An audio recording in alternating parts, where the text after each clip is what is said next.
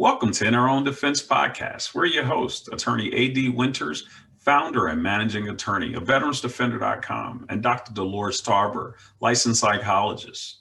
To find out more about our show, just go to In Our Own Defense on Instagram, Facebook, or you can find us on YouTube. Hit that like button on YouTube, and then subscribe to us. Make sure you can email us about show topics if you want to be involved with the show at inourown defense@gmail.com. Welcome, Dr. Tarver. How are you? I am awesome, sauce, sir. How are you? I'm doing well. I'm so excited that we get to have this next part of our four-part series of In Our Own Defense Presents 2020, a year in review. This has been an exceptional year like no other. My few decades on this earth, I have never experienced this. I guess one bright spot about this is that we all get to experience this together. We've lost an enormous amount of loved ones. Enormous amount of loved ones have gotten sick. 19.5 million humans in this country alone, 80 something million people throughout the globe. Over 335,000 human Americans have lost their lives due to COVID. The bright spot of this year for me is that, one of the bright spots is that you and I came together to pull off this show. And I'm so honored that you would take out the time and use all of those amazing talents and your intelligence to be able to come and do this. As accomplished as you are, as adept as you are, we as listeners, and I include myself as a listener, are so lucky to get all of your intelligent insight. So thank you so much for doing this. So how have you been? I am great, and I want to thank you we kind of talked about this a little bit in one of our earlier shows, but just your idea to make this podcast a reality. I appreciate it. And here we are at the end of our first season doing this countdown to greatness that we're about to do in this tribute. And I just so much appreciate the opportunity to be here with you today to do this. Well, thank you so much. As we know, it has been a challenging year. We want to tell all of our listeners, all of our participants, all of the guests that come on the show, thank you so much. And we look forward to 2021 with you. And so, Dr. Tarver, let's do our hail and farewell and salute some of these brilliant virtuosos in their own careers, business and art and sports. And I'd like for you to tell us and talk to us about the grieving process and how, whether it's we've lost these loved ones, but how do we interact and deal with grieving in our lives? So I'd love for you to talk to us about that as we do this hail and farewell, please. I think that we all have, like you said, kind of had our own different grieving process, just in terms of the things that we've lost, whether it's been abilities to do things, to connect with people, to work in some capacities, but we've also grieved the loss of loved ones. We've grieved the loss of, I think collectively, people who have meant a lot to us throughout our childhood or our adult life had some significance.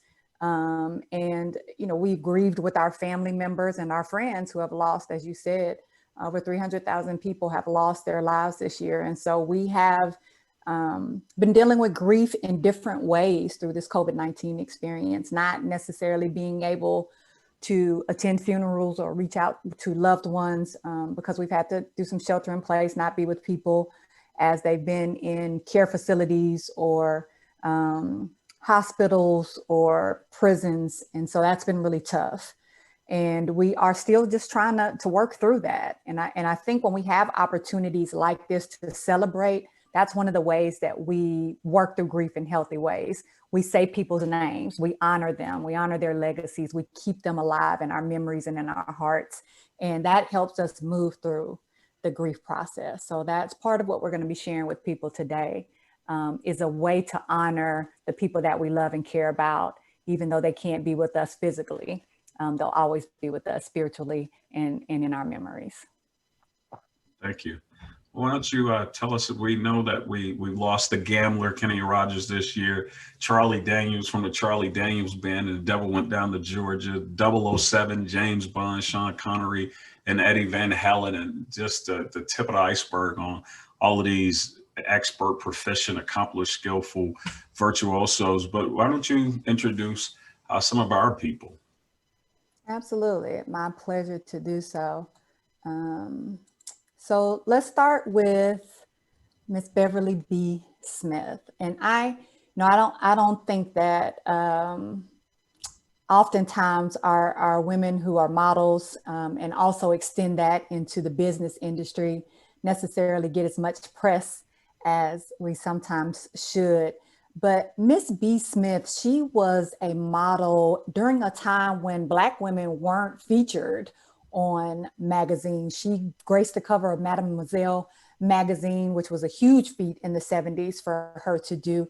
But she also took her talents and created a business line, home decorating and decor. She had several brands that were featured in Walmart, Bed Bath and Beyond, but she also had a TV show, B. Smith with Style, where she showcased her cooking as well. She literally was a very multi-talented woman. She ended up dying of Alzheimer's disease. And I think that her family did a good job of just kind of talking about that and the history of Alzheimer's and how it affects us and the struggle with being a caregiver. So we honor Beverly B. Smith today for her multifaceted approach to industry and as an entrepreneur. So we thank you, Ms. Smith. Thank you. Next up is one of our favorites. There is no way you grew up in a home and you did not know who Janae Dubois was, also known as Walona Woods from Good Times.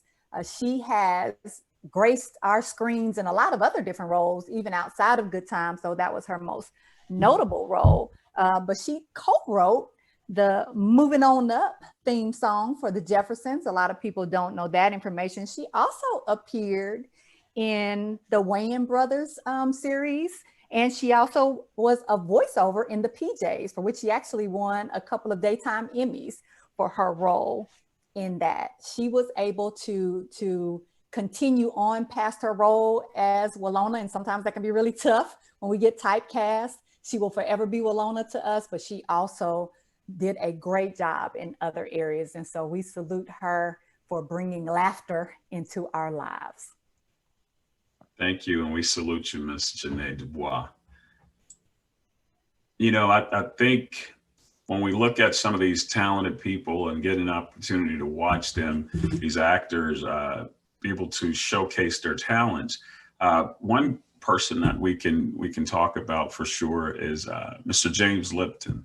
He hosted the show Inside the Actor Studio that was at Pace University, where actors were able to come on and talk about their process and talking about their experience before these students, but really to us as a culture. The reason he's important to the culture from my perspective is one of the things he did is he allowed Dave Chappelle to come onto his show, the first show that Dave Chappelle was on after he came back from his hiatus in Africa. Dave Chappelle went on to James Lipton Inside the Actor Studio, and he gave him a fair space to be able to communicate his pain and speak in his own words about what was happening to him on the show. It was a watershed moment for me, and I was really, really proud. He's a veteran, an Air Force veteran, as a young man. And he did tons of collaborations. He was a lyricist, an actor, a writer, a dancer. He would also have people to go to first position if they had those talents. But he allowed, Dave Chappelle is the only other person, little known fact, to ever host Inside the Actor Studio. And his guest was James Lipton. And so we salute you, sir, and thank you for allowing us to be able to celebrate you. Next is somebody that needs no introduction, Mr. Regis Philbin. Regis was an incredible TV host. He hosted TV shows for decades and decades and decades. He was even a singer. He did the the Regis and Kathy Lee show before it became Regis and Kelly and all of the different names that and iterations has gone before. But he came into our homes in the morning for decades. He hosted Who Wants to Be a Millionaire and made the tie famous, that every man wanted to just wear the straight colored tie. It seemed like such a simple concept, but he popularized it. But, you know, he was the consummate professional that we saw on TV. And so we're lucky to be able to watch his talent over those years. And we salute you, Regis Philbin. Thank you very much.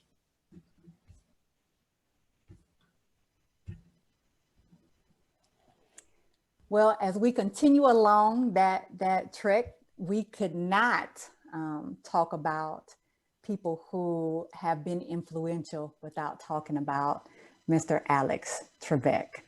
He is one of the people that we saw and we just gravitated toward him. He has 37 seasons that he hosted Jeopardy, and actually is in the Guinness Book of World Records for being the person to host more game shows than anyone else, particularly the same game show. But also outside of Jeopardy, he hosted some other things. Double Dare, some of us watched when we were growing up. To tell the truth, he is actually a native of Canada, and I know they are very, very proud of him.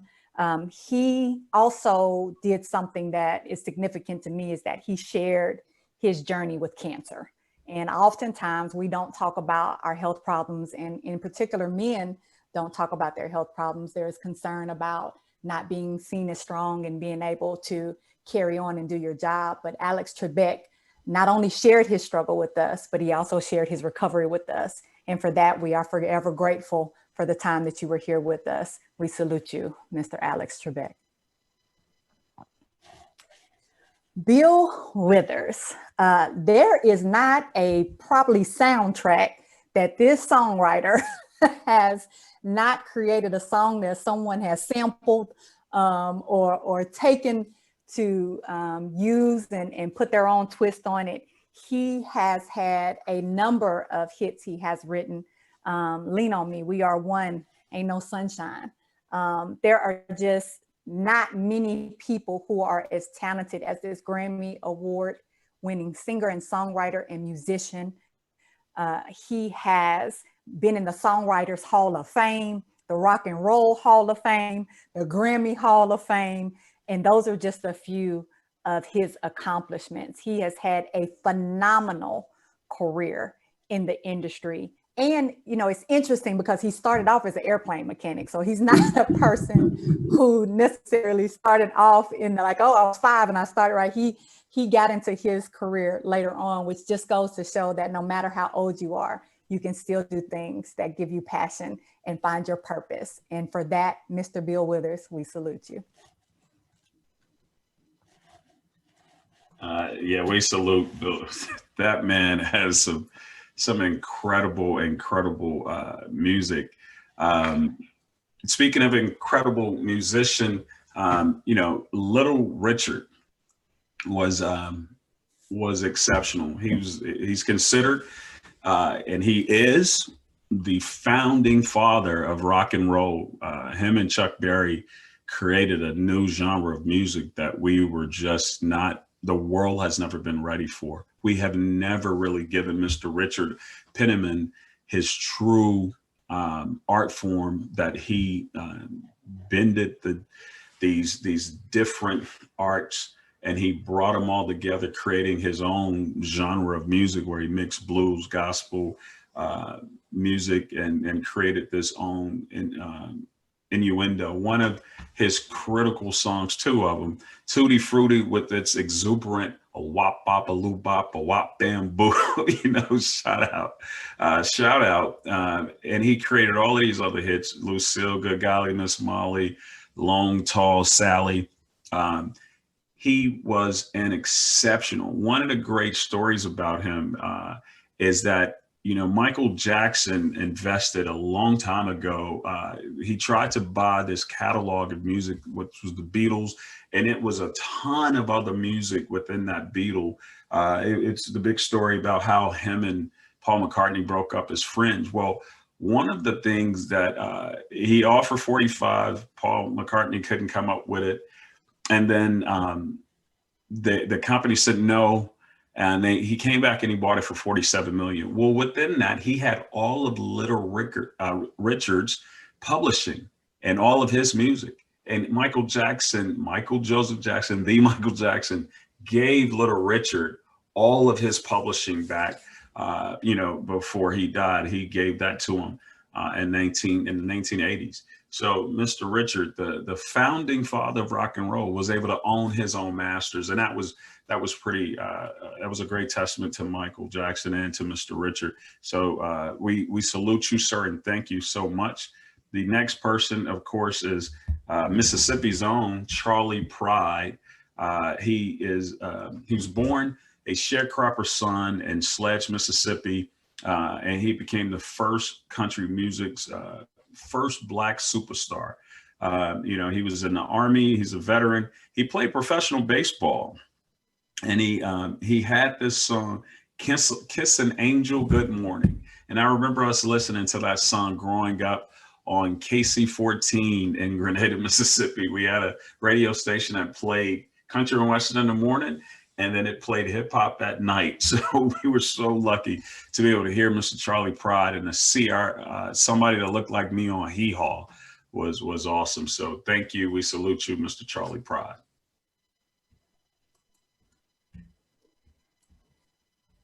Our next person that we're honoring, I think it's probably prior to Bobby Brown, prior to Chris Brown, prior to any of the people that considered themselves to be somewhat of a sex symbol. Mr. John Ecstasy Fletcher of the group Houdini. He was one of the founders. And he actually is credited with being one of the early rappers that kind of crossed over into pop. Like we've got those hits, One Love, Friends, that we grew up with.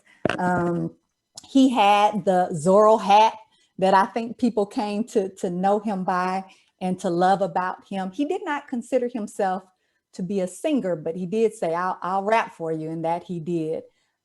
He was able to have some international success as well as here locally.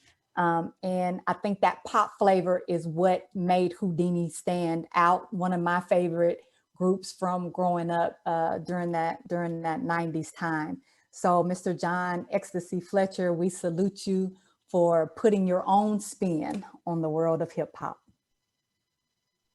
Speaking of hip hop, we would be remiss if we did not mention Mr. Malik B, MC, singer, founding member of The Roots. And that's what he's best known for, though he did have some other success with rap groups. He actually started out with the Square Roots, and then he met Questlove and Black Thought, and that's when they dropped the Square and decided to make it, which we are very thankful for, The Roots. He appeared on several albums. The Roots have, I think, a legacy of bringing hip hop even further into mainstream. They are, I think, a group that has that ability to be able to cross over for the hip hop heads, as well as I think the R&B groups. Things Fall Apart. There's a lot of things that they, I think, have done as a group, that Game Theory, Rising Down, some of their albums that did really, really well. And Malik B is one of the people that I think was able to use his gifts even outside of the group as a way to be able to bring people together. And so Malik B for not only changing Square Roots to The Roots, but also just being a phenomenal legend. We salute you, sir. We salute you, Malik B. The next person, again, it's a big icon stop this year, and these next two are incredible. RBG, the notorious RBG, as she's sometimes referred to, Ruth Bader Ginsburg. She was a feminist icon on the Supreme Court. She'll be remembered for her activist role and trailblazing law career, standing up for equality, gender equality for women. She was a civil servant, as I said, an associate justice there on the court. And her powerful dissenting opinions are some of the most cited, and a lot of them ultimately became reversed and became the law of our land. There's been several documentaries about her, but there's been two depictions of her lives in biopics. So there's a biopic of her on the basis of sex that focused on her arguing her first sex discrimination court case, where she simply why wouldn't a woman get paid? I mean, these are simple questions. Why would someone do the same work and not be paid the same pay? These aren't gender rights. They're just human rights. Treat us all the same. And she was a small in stature, but she was an absolute giant in life. And so we salute you, Ruth Bader Ginsburg. Thank you.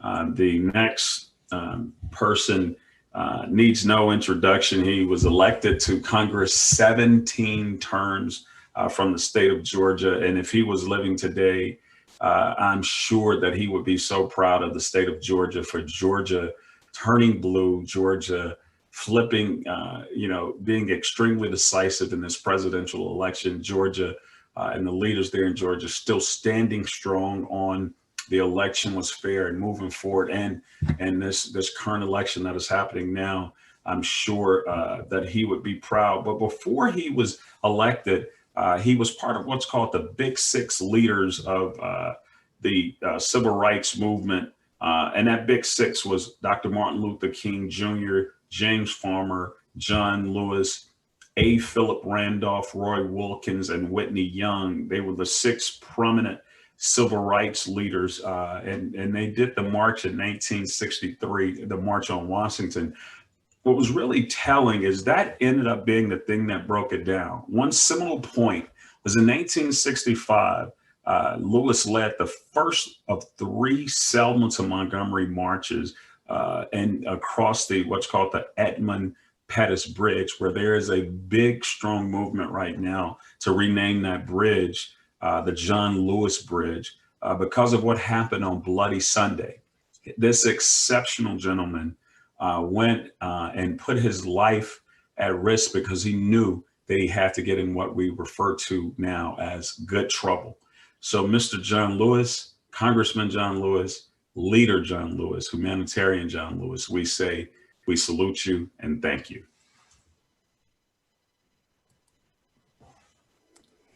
So we're now winding down to the last two people that we want to honor and salute. And we saved these two for last because of the significance of the losses of them to us as a culture. I don't think anyone could tell you that they don't remember learning about the death of Kobe Bryant, his daughter Gianna, and the other people who were on the helicopter that went down with them all on it. So this particular loss is important to me because it was an excellent example of how men grieve. And so there were a lot of articles about why are men having such a hard time with Kobe Bryant? Like, we know he was a exceptional basketball player coming out of high school, 5-time NBA champion, played his whole career on the Lakers, MVP 2006, Olympic gold medalist. So he's all of these things. He retires, he becomes a coach. He actually directs a short film about basketball for which he actually received an Academy Award. Father, but what was it about this loss that was so so difficult for us. And it was because we got to see the humanity of Kobe Bryant. We got a chance to see him. He was arrogant when he first came into the league, and he was a hothead and he was a ball hog. And we saw him grow up, and we saw him learn how to be a team player. And we saw him make some mistakes in his marriage, and we saw him and his family overcome them. And we saw him be a girl dad. And so when we lost him, it hurt men. It allowed men to actually be able to express how their pain that they were feeling looked like, because they saw themselves as a Kobe Bryant. And we know that grief is tough, but we know that particularly men don't often talk about grieving. And this was a good opportunity for men to actually discuss grief. Attorney Winters, do you remember learning about the loss of Kobe Bryant? Oh, definitely. I think it was a watershed moment in all of our lives too, for many reasons, most of which you enumerated. Our ages, we're in, 40, fathers of daughters, and knowing how impactful that was to see him focus his energy on being a girl dad, being a father to all of those beautiful girls that he had, being a husband. We all fall far from grace. I was watching Denzel today, and how he talked about how he hasn't been perfect, but he knows that that's his best friend. And to see Kobe and his wife and their kids together, like that was his best friend. And so while we all may fall far from grace, we all want that second act. And we were also excited about his second act from basketball, going into, producing movies, being a big champion in business, leading the Lakers from an executive standpoint, consultant. And so all of that was really important to watch him walk happily away from basketball. Like he said in the Academy Award winning short film that he created, when he won that Oscar, if you watch it, he says, I can love you, but I can let you go. He can and I think that's what we take away from him and his beautiful young daughter leaving us so early, is that they can love us, and they have to let this life go.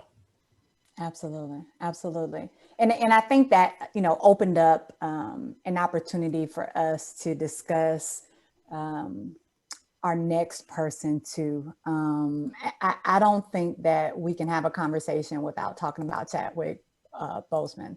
And I think that, so we have Kobe, and this is, I think you discussed this well. We all fall from grace, right? We all have our moments where, we're not our best versions of ourselves, but we get back up. We get back up. We're human. We dust ourselves off, and we're able to be even greater, because I think we grow out of our triumph, out of our challenges. That's when we're triumphant. So Chadwick, his loss was tough for us, because it brings up this whole discussion about what happens when we're struggling with health problems. And we keep things secret. We keep things close to the vest, because we are concerned about how we will be viewed if we share this information. So people were hurt, actually, that they didn't know that Chadwick actually had cancer. And I think that, a lot of his friends kind of spoke out like, wow, I just talked to him, he didn't mention anything. And people have been making comments about noticing that he had lost weight. He was looking different, and people will speculate, oh, drugs, all of these things. And as people found out, like, oh, he had cancer. Wow. And it gave everybody pause. But the truth is, sometimes we're protective of talking about our illness, because we don't want it to interfere with us being able to do things. He's filming major films during this time. And what if he had been honest about his condition? The question is, would he have been able to still continue to play in those roles, knowing he was undergoing treatment? And I think that does bring up this fear of men sharing things about themselves that potentially could be used against them in these negative ways. And you have him in comparison to Alex Trebek, who was very public about his going through cancer. But here you have a Black man whose experience was different, because a Black man's experience is different. What are your thoughts on that, Attorney Winters? Well, I think there are some challenges that there's a thing called HIPAA. As a lawyer, there's a thing called HIPAA. Privacy Act that was created in the 70s in this country. There's still laws. I mean, it is not someone else's business. And it's my decision or your decision or that person's decision. In this case, Mr. Bozeman's decision to determine if he wants to let you in on the fact that he's suffering. Sometimes people want to suffer in silence and want to share that burden with their closest loved ones because they don't want that to be the story. The story is he is an award-winning actor. He's a super duper hero. He is the leader of Wakanda. He is the leader of Wakanda, and he's a king. He didn't just play one superstar. He played all of them. He played the Godfather of Soul. He played the first Black Supreme Court justice. He played my biggest hero is Jackie Robinson, not because of baseball. Jackie Robinson was my hero because of what he did in the Army. And so he played Jackie Robinson. He is an exceptional actor who my big hero actor is Denzel Washington, who Denzel admires. And so he was an exceptional man, and he had the right to grieve in silence and suffer in silence with his family. And it wasn't anybody's business but them unless they wanted to share that. But I think you're 100% correct in that we all saw the different ways and how you can battle this cancer. And I like the way both him and Alex Trebek did it. I don't see either way, because it was tough to watch Alex Trebek tell us that he was losing a battle when he thought he was winning, and then the next year it came back. So either way was fun, and I'm proud, and I wholeheartedly salute them with you. Absolutely. We are, as we're going through this grieving process, we're recognizing that we deal with grief in different ways. And you just highlighted very well that just because they're different doesn't mean that one is worse than the other or one is better than the other. There's just simply different. And we get a chance to honor how we grieve in the way that we do. And there's not a timeline on that, and there's not a right or wrong way to do that. We just want to make sure that we are moving through our grief process, whether that's with support of friends and family, whether that's we want to open up and talk to people about it and share our journey with the world, whether that's we want to privately talk to a therapist about it. But we get a chance to grieve in the ways that we grieve. And we want to just kind of thank everyone who has been with us in this journey, who has allowed us to be able to share and talk through these things with our community of followers that we have gathered over this first year of In Our Defense, and who we know that collectively are dealing with their own things. And we are hopeful that some of the things that we presented in our shows have allowed people to move forward in their wellness journeys, whatever they may be. Thank you. This has been another great episode, Doc. So thank you so much. We are going to go live to all of our listeners, all our friends. We are going live on December the 31st. So make sure you tune in from 6 p.m. to 8 p.m. Central Standard Time as we get ready to usher in 2021 and say goodbye to 2020. This has been another episode of In Our Own Defense podcast. These series of episodes, it's about 2020, a year in review. So this concludes this episode. We're your hosts, Attorney A.D. Winters and Dr. Dolores Tarver. For more information about our podcast, find us on all social media. That's Instagram, YouTube, Facebook, and you can email us at inourown.defense@gmail.com. Thank you, and have a great 2021.